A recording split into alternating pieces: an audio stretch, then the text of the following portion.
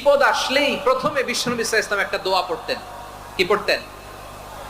তিনি পড়তেন ইন্না লিল্লাহি ওয়া ইন্না ইলাইহি রাজিউন। নিশ্চয় আমরা আল্লাহর জন্য, নিশ্চয় আমরা কার দিকে ফিরবো ভাই? আবার কার দিকে ফিরবো? আওয়াজ করে বলুন তো, আমরা এসেছি কার কাছ থেকে, আবারও ফিরে যাব কার কাছে?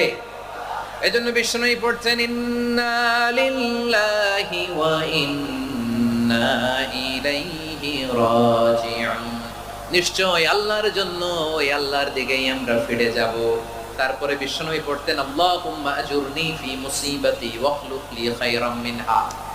একসাথে প্রথমে পড়তেন ইন্না লিল্লাহি ওয়া ইন্না ইলাইহি রাজিউন, তারপর পরে পড়তেন আল্লাহুম্মা আজুরনি ফি মুসিবাতি ওয়াখলুফ লি খায়রাম মিনহা। মানে আল্লাহ, এই যে আমি বিপদে ধৈর্য ধারণ করলাম, এটার সব তুমি আমারে দাও, আর যেটা হারালাম এর চেয়ে ভালো কিছু দিয়ে মেকআপ করে দিও।